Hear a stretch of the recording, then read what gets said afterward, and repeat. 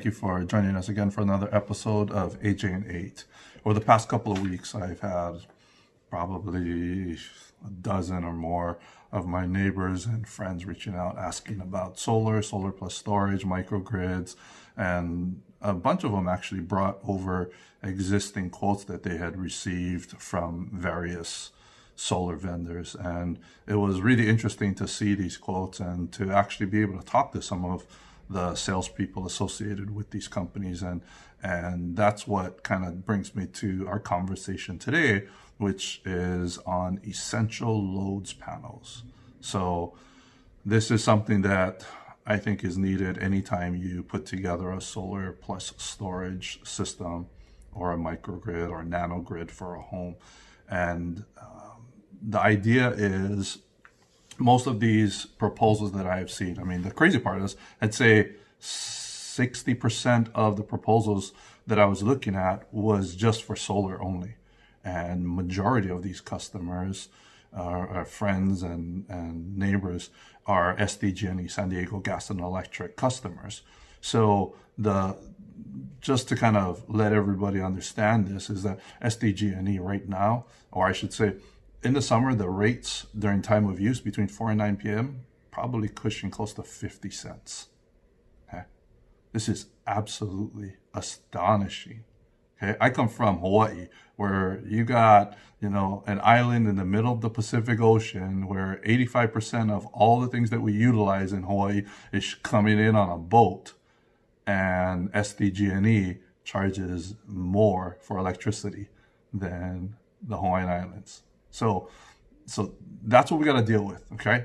So now we've got solar proposals that are just giving solar only proposals, and now you have time of use that is between the hours of 4 and 9 p.m.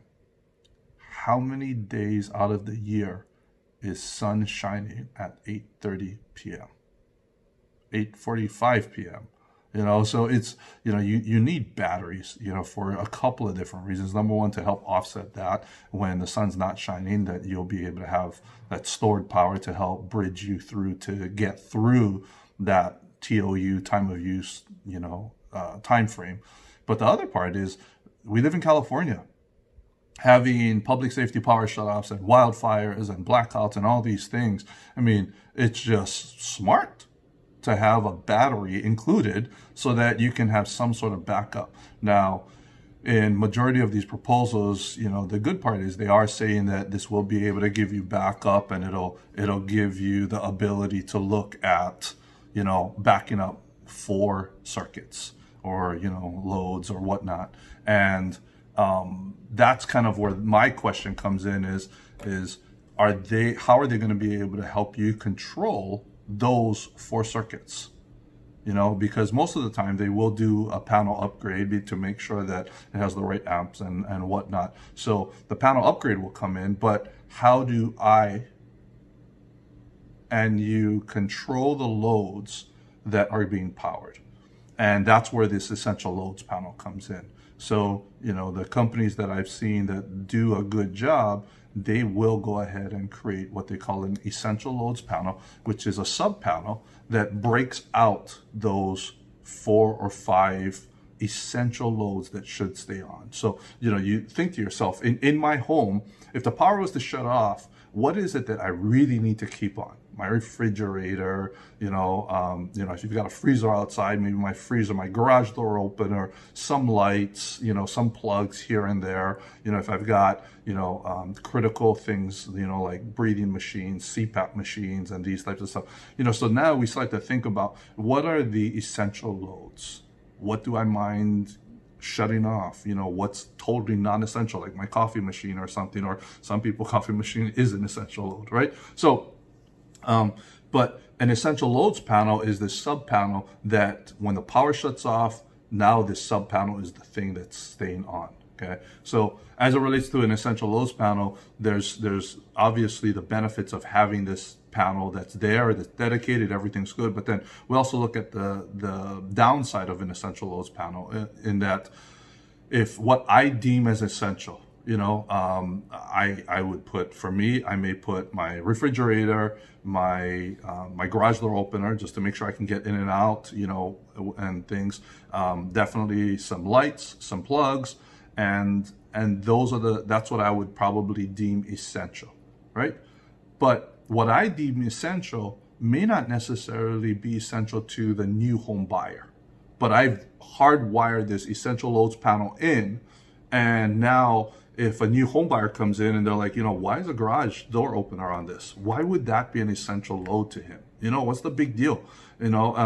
We should be going ahead and putting this particular circuit on the essential loads panel. So you're kind of stuck into it, right? So that's one scenario. The other thing is that I have seen the prices for some of these essential load panels coming in anywhere between $2,000 all the way up to $8,000 for an essential loads panel. I actually had one contractor come out and say that they were getting charged from their sub $12,000 for an essential loads panel because they had to go ahead and run wires and all this stuff. And I mean, in that same scenario, that customer said, I just went ahead and bought a fixer-upper home, out in, I think it was Temecula, and he said that he paid $10,000 to rewire the entire house. And it just was astonishing that electricians and solar companies feel that they can go ahead and charge so much for something. Now, granted, there's a lot of work that goes into it. This isn't just plug and play. There is definitely a lot of work that goes into it. But that's why when I looked at a lot of these solar proposals, they're not including an essential loads panel. So I'm not here to say whether or not you could, should, or need to have this on, but it's definitely the right way to do it. On our side, whenever we build systems, we're fortunate that, we've got software that allows us to create a digital essential loads panel. So, being able to, take your regular circuit panel and basically step it into the new age and create the ability to control it via my phone so that I can have, let's say 3 priority levels. Priority level 1, which has to stay on. Priority level 2, which is it's essential. So I'd like these to stay on, and non-essential. And the digital essential loads panel gives me the ability to kind of drag and drop. I can move this into essential loads. I can move it out. So now it's dynamic, right? I can pick and choose what is essential. So if a new homeowner comes in, they can actually go ahead and say, okay, this is what is essential for me. So this is definitely something you guys should be talking about, asking people about. When you put solar and storage on, you should really start understanding the benefits and opportunities for an essential loads panel. We'll see you guys next week on AJ&E. Aloha.